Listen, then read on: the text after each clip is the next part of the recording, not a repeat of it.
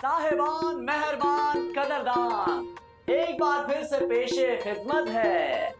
किसी ने क्या खूब कहा है, इस संसार की सबसे अच्छी दवा है हंसी, सबसे बड़ी संपत्ति है बुद्धि, सबसे बड़ा हथियार है धैर्य, और सबसे बड़ी सुरक्षा है विश्वास। और ये सब बिल्कुल मुफ्त मिलता है वहां हमारा परिवार रहता है जहां। अरे साहब ने क्या खूब कहा। Thank you thank you thank you. तो हमारा परिवार की एक और बेहतरीन शाम जी टीवी के प्यारे दर्शकों के नाम। तो आइए शुरू करते हैं इन्हीं प्यारे विचारों से आज के दिन की सफर की शुरुआत।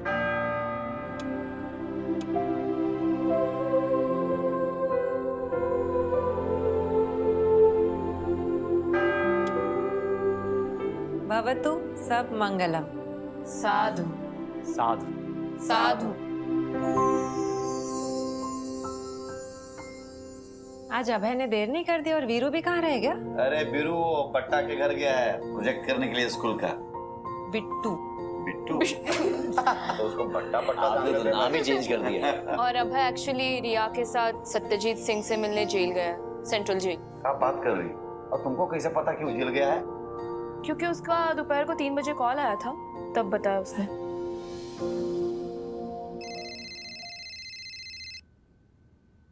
हाँ नेताजी बोलिए। महादेव महादेव बोलो। हर महादेव, क्या हुआ? आज कॉलेज से घर जल्दी वापस आ रहे हो क्या? अरे नहीं मैंडी, हम रिया के साथ सत्यजीत से मिलने सेंट्रल जेल पहुंच गए हैं, पर लगता है सत्यजीत से मुलाकात में समय लगेगा। वो बहुत लंबी लाइन लगी है भाई। आज शायद आनापान साधना में भी नहीं पहुंच पाए। तुमने जीजू को बताया है? अरे भैया को फोन किए थे, पर भैया का phone out of coverage area आ रहा है।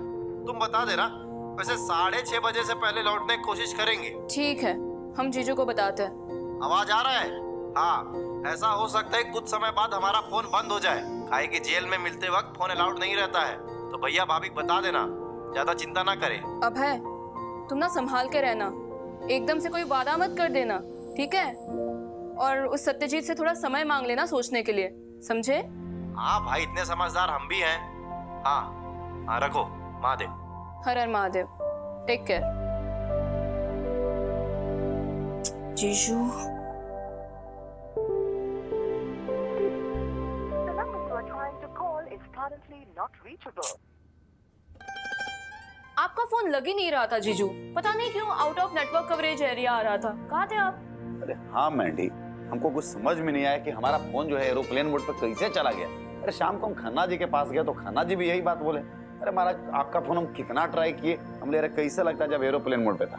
और जब हम घर आए तब देखे भैया कि मैंडी का और अभय का मिस्ड कॉल का न जाने कितना नोटिफिकेशन था। अब अभय से पता नहीं बात हो प्रथम पाएगी। एक बार तुम ट्राई कर लो। हाँ मैं लगाता हूँ। लगाई लगाई। The number you are trying to call is currently not reachable. Phone बंद आ रहा है उसका। ये देखिए। अरे, अरे महाराज फोनवा कह रखते हैं महाराज आउट ऑफ कवरेज एरिया में। अरे फोन तो चालू है हमारा। कैसे नहीं लग रहा था? अभी मैंने लगाया, फोन बंद आ रहा। देवर जी, आप हमेशा हमें डरा देते, पता नहीं क्या करते रहते। तो पता नहीं कैसे फोन नहीं लगा इसमें, पर फोन चालू है हमारा। और चाचू, आप ना कभी भी टाइम पर नहीं आते हो और आप हमेशा लेट करते हो। अरे देर करते नहीं भाई, देर हो जाती है और कष्ट के लिए खेद भी है। हमारी छोटी अम्मा माफ कर दो भाई, कान पकड़ के माफी मांग रहे हैं। एक हाथ से नहीं, दोनों हाथ से। और उसके लिए आपको हमारे गार्डनिंग का नया वीडियो भी शूट करना पड़ेगा। पक्का छोटी अम्मा? अरे शानदार जानदार वीडियो शूट करेंगे भाई इस बार, आपका वादा है आपसे हमारा। और कुछ और कुछ बोलो, डिसिप्लिन में आओ। हाँ, डिसिप्लिन में आओ। जी माता जी। वेदी थोड़ा चाचू का क्लास ले लें। हाँ? अरे बाप रे। एक बात बताइए नेताजी, आप सत्यजीत से मिलने गए हुए थे, क्या बात हुई उससे? भैया सत्यजीत सिंह बहुत ही रो रहा था और बार बार अपनी गलती की ना हमसे माफी मांग रहा था। हमें लगता है कि दोनों बहन और परिवार को लेकर बहुत ही चिंतित है अपने। अरे तो अपराध करने से पहले उसको सोचना चाहिए था ना। भैया उसने बताया कि कुछ बड़े नेताओं ने उसे बहुत सारे झूठे सपने दिखाए। अरे वही नेता जिसके दम पे वो फुदकता था। पर अब तो उसे सजा हो गई ना। हाँ, लोअर कोर्ट से तो सजा हो गई है, पर अभी वो अपर कोर्ट में अपील करना चाहता है। अरे तो उसको करना है तो करे, तुमसे क्या चाहता है? भैया वो चाहता है कि अपर कोर्ट में हम उसके खिलाफ अपनी शिकायत वापस ले लें। पर लोअर कोर्ट में तो तुम उसके खिलाफ बयान दे चुके हो ना अभय? हाँ शिवानी भाभी, बयान तो दे दिए हैं, लेकिन सत्यजीत सिंह के पास एक वकील साहब है, संजय वाजपेयी जी, तो उनके पास कोई रास्ता है ऐसा कहना है सत्यजीत का। तो तुम संजय वाजपेयी जी से मिले? नहीं, अभी तो मुलाकात नहीं हुई है, लेकिन शीघ्र ही शायद तक 2 दिनों में उनसे हमारी मुलाकात है। पर हमें ना कुछ गड़बड़ लग रहा है, ठीक नहीं लग रहा है। भैया, अगर एक भटका हुआ इंसान हमारी वजह से सच्चाई के रास्ते पे आ जाए तो इस पे बुराई का है भाई। और वैसे भी अभी हमने हाँ नहीं किया है। अरे वकील साहब से मिल लेंगे, आप लोग का राय मशवरा ले लेंगे और फिर देखेंगे क्या करना है। जीजू, मैं अभय की बात से सहमत हूँ। अभय, मुझे ऐसा लगता है कि तुम्हें एडवोकेट वाजपेयी से ना एक बार जरूर मिलना चाहिए। हाँ, मिलने में कोई हर्ज भी तो नहीं है। अरे पहले पता तो चले कि उसका प्लान क्या है, फिर डिस्कस कर लेंगे। अभय, तुम एडवोकेट वाजपेयी से मिलो, ठीक है? और ये अपने मस्तक पर जो तनाव है ना, इसे कम करो। बढ़िया सा ठंडा चंदन लगा लो। हमारा पूरा परिवार तुम्हारे साथ है ना? जी भाभी। वेदी, तुम्हारा दिन कैसा गया? हमारा दिन तो अच्छा ही था और हमने बहुत दिनों के बाद गार्डनिंग की तो हमें बहुत अच्छा लग रहा है। वैसे हमारा दिन तो काफी नॉर्मल था। आज रिहर्सल्स नहीं थे तो बताने लायक ऐसा कुछ है नहीं। हमारा दिन भी बहुत बढ़िया था। अरे भैया, हमने 2 रिश्ते फाइनल कराए हैं, अगले महीने उनकी शादी होने वाली है और हमारा परिवार के सारे सदस्यों को उन लोगों ने इनवाइट किया अपनी शादी में। जो साड़ी खरीदे थे 2 महीना पहले, वही पहन के चलिएगा। समझ आप गए? लगती हैं उसमें यार। बिल्कुल। और अब मेरे दिन के बारे में कोई पूछेगा या फिर मैं खुद ही बोल दूं? आप बताइए। हाँ, तो मेरा दिन भी शानदार था।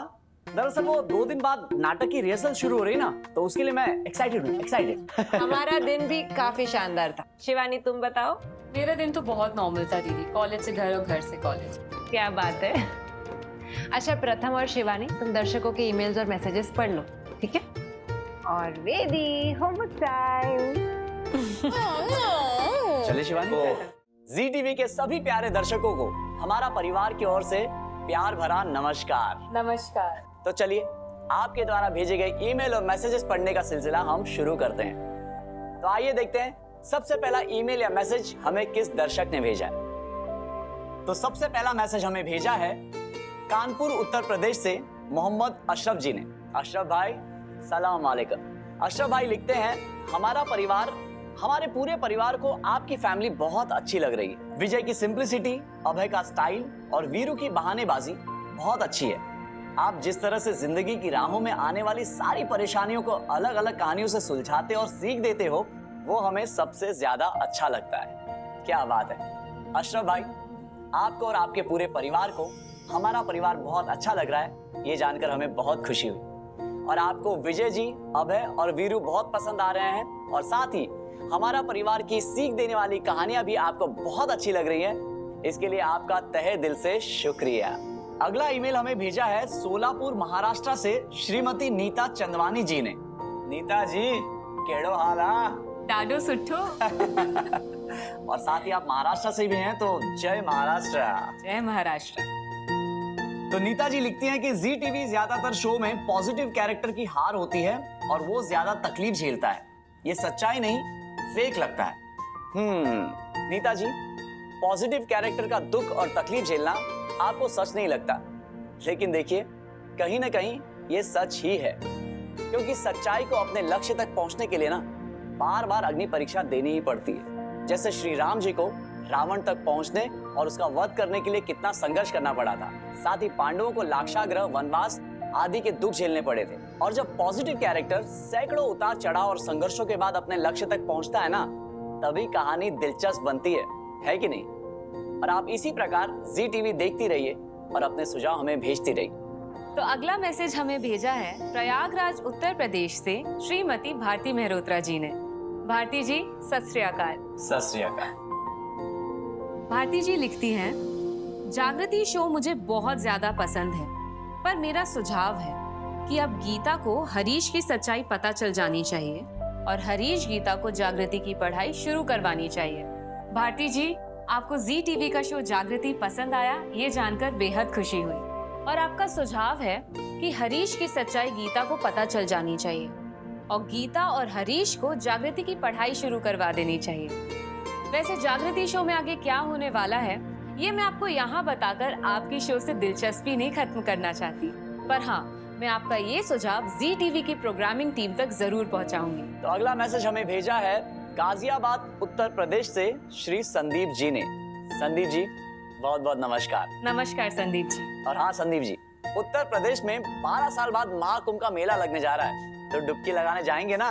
तो आइए देखते हैं संदीप जी ने क्या लिखा है। संदीप जी लिखते हैं कि हमारा परिवार, आपकी पूरी फैमिली मुझे बहुत अच्छी लग रही है। परिवार को किस तरह से जुड़े रहना चाहिए ये आपसे सीखना चाहिए। जब सारा परिवार एक साथ बैठकर अपनी बातें शेयर करता है तब बहुत अच्छा लगता है। क्या बात है संदीप जी, आपकी पूरी फैमिली को हमारा परिवार बहुत अच्छा लग रहा है, इसके लिए आपका दिल से धन्यवाद। और साथ ही हम सब मिलकर अपनी दिन भर की बातें जो शेयर करते हैं वो देखकर भी आपको बहुत अच्छा लगता है, ये जानकर भी हमें बहुत खुशी हुई और उसके लिए भी आपका बहुत बहुत शुक्रिया। तो चलिए, आपके द्वारा भेजे गए ईमेल और मैसेजेस पढ़ने से हम यहीं विराम लेते हैं। पर आप विराम मत लीजिएगा हमें मेल और मैसेजेस भेजने के सिलसिले से। जी हाँ बिल्कुल। और हाँ, इससे पहले कि मैं और शिवानी हमारा परिवार के बीच जाएं, आज जी टीवी पर प्रसारित होने वाले सारे शोज की हम आपको जानकारी दे देते हैं। तो सबसे पहले देखिए शाम 7 बजे शो बस इतना सा ख्वाब। तो आइए देखते हैं इस शो की कुछ झलकियां।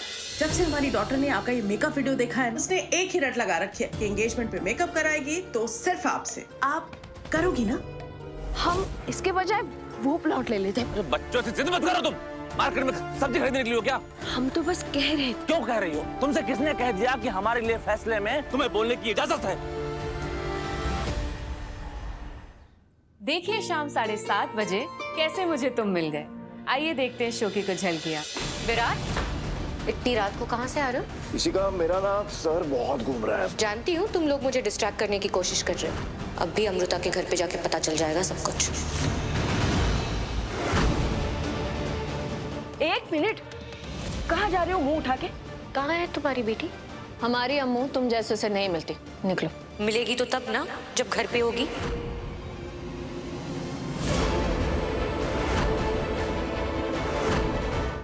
और फिर रात 8 बजे देखिए जी टीवी का एक बेहद पॉपुलर शो भाग्य लक्ष्मी। तो आइए देखते हैं इस शो की कुछ शानदार झलकियां। यहाँ हमारे घर में यहाँ खड़े होके हमें लेक्चर क्यों दे रही हैं? क्योंकि गलत यहाँ हो रहा है। आयुष, अब तो मुझे तुम्हारे लिए सबसे ज्यादा दुख हो रहा है। मुझे तुम्हारे लिए। मुझे नीलम आंटी से एक जरूरी बात करनी है। क्या हो रहा है यहाँ पे? कौन है आप लोग? क्या गलत हो रहा है और किसके साथ हो रहा है? आयुष के साथ। फिर मिलिए रात 8:30 बजे हमारी प्यारी जागृति से शो जागृति एक नई सुबह में। आइए देखते हैं शो की कुछ झलकियां।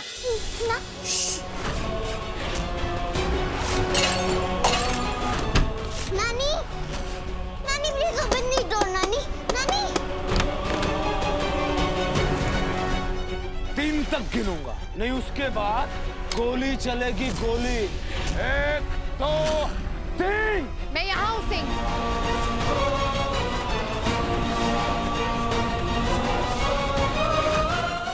उसके बाद देखिए रात 9 बजे जी टीवी का एक बेहतरीन शो कुमकुम भाग्य।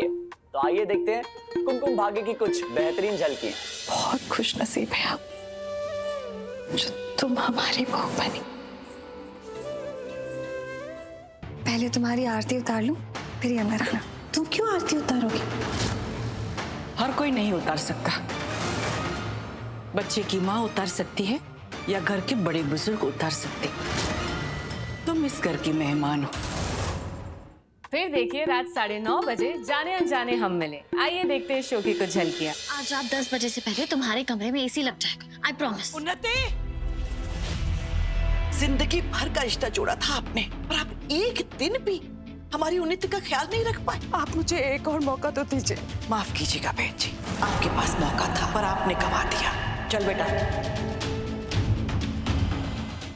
और फिर रात 10 बजे मिलिए हमारी प्यारी सी वसु से शो वसुधा में। तो आइए देखते हैं वसुधा की कुछ प्यारी सी झलकियां। ब्लड ट्रांसफ्यूजन का प्रोसेस शुरू करने में थोड़ी देर होगी, इसलिए अभी कुछ भी कह पाना बहुत मुश्किल है। वसुधा की रगों में चंद्रिका सिंह चौहान का खून दौड़ रहा है। अब चाहे हमें ईश्वर से खुद ही क्यों न लड़ना पड़े, हम वसुधा को कुछ नहीं होने देंगे। चाहे कोई कुछ भी कर ले, वसुधा को इस धरती पे रहने नहीं दूंगी। मारने का रीजन थोड़ा पर्सनल है, बट आई होप तुम इस जन्म से सबक लोगी और अगले जन्म में मेरे आस-पास भी भटकोगी। फिर मिस यू वसुधा सोलंकी। फिर देखिए रात 10:30 बजे जी टीवी का एक कमाल का शो जमाई नंबर 1। आइए देखते हैं शो की कुछ झलकियां। ये जो तुमने पूरे ऑफिस को भिगाया है, इसे सुखाकर अच्छे से रेडी करो। तुम्हारे पास सिर्फ 2 घंटे हैं। ताता की फिक्र हो रही है। ताता जहाँ भी जाते हैं सबकी बैंड बजा के रखता है। मेरा नीलू किसी की बैंड नहीं बजाता है, समझी? उसे सिर्फ झूठ और गलत पसंद नहीं है, इसलिए वो नौकरी छोड़ देता था। लेकिन देखना, इस बार नीलू नौकरी नहीं छोड़ेगा।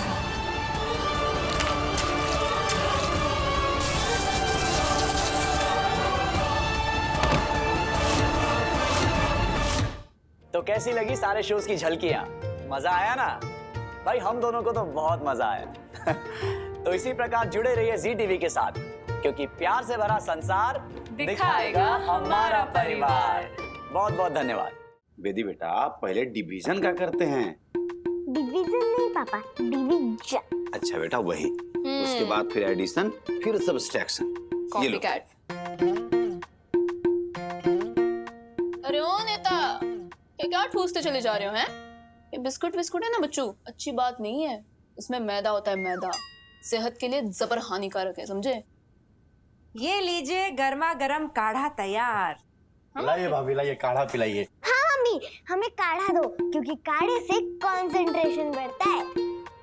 ये लीजिए बेदी रानी। हाँ पापा, पता नहीं प्रथम मौसा ने क्या जादू कर डाला।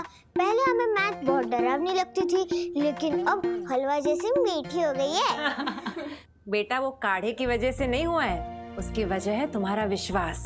और विश्वास एक ऐसी शक्ति है जो इंसान से ना मुश्किल से मुश्किल काम भी करवा लेती है। मतलब आज आप हमें आत्मविश्वास की कहानी सुनाओगे? क्यों नहीं, आज हम आपको विश्वास की कहानी सुनाते हैं। सुनोगी? यस। ओके बेटा। Okay mummy. बेटा ओके, पापा भी कर दो। आओ भाभी, वैसे भी कहानी सुनने का समय हो गया भाई, सुनाइए सुनाइए। ठीक है। नदी पार घने जंगल में एक साधु कुटिया बनाकर रहते थे।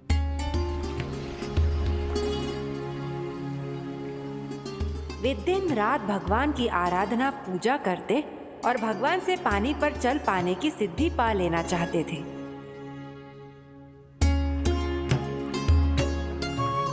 नदी पार गांव का एक दूध वाला हर रोज एक मटके में दूध भरकर उन्हें पहुंचा आता। साधु अन्न ग्रहण नहीं करते थे, वे केवल दूध का सेवन ही किया करते थे।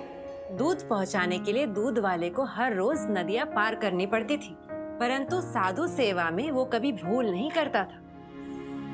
एक बार अपनी बेटी के रिश्ते के लिए उस दूध वाले को दूर गांव जाना पड़ा। उसने अपनी बेटी को जिम्मेदारी दी कि वह नदी पार साधु जी को दूध पहुंचाए। पहले दिन तो लड़की दूध पहुंचा आई, पर दूसरे दिन बहुत तेज बारिश हो रही थी।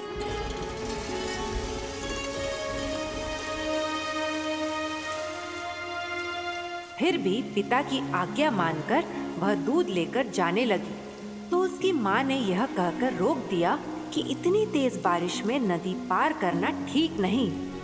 लड़की ने माँ की बात मान ली। शाम को जब बारिश रुकी, तब वो लड़की दूध लेकर साधु के पास पहुंची। उसने देर से आने की क्षमा मांगी और कारण भी बताया। तो साधु ने उस लड़की को एक मंत्र सिखाते हुए कहा, बेटी, तुम इसका जप करती हुई नदी के पानी पर चलकर आना। वह मंत्र जपते हुए नदी में उतर गई और पानी पर चलती हुई नदी के पार पहुंच गई। जब साधु को इस चमत्कार का पता चला तो उसे विश्वास ही नहीं हुआ। मंत्र उसने ही सिद्ध किया था, पर उसके भीतर एक डर था कि कहीं वह डूब न जाए। उसे लड़की की कही बात पर भी विश्वास नहीं हुआ। उसने लड़की को बुलाकर अपनी आंखों के सामने मंत्र जप करते हुए नदी के पानी पर चलते देखा। अब उन्हें भी साहस आ गया था और उन्होंने मंत्र जपते हुए अपना पैर नदी में रखा और जल्दी से पैर वापस खींच लिया। उसके मन में अब भी डर था। जोर जोर मंत्र जप करते साधु डरते डरते पानी में उतर गए। उनके कुछ कदम तो सही पड़े, वे पानी पर चल पा रहे थे, जिस सिद्धि को पाने की उन्होंने कठोर तपस्या की वह सिद्ध हो गई। खुशी में वो इतने दीवाने हो गए कि मंत्र जपना ही भूल गए। इससे वे पानी में डूबने लगे, पर अब उन्हें अपना सिद्ध मंत्र भी याद नहीं आ रहा था।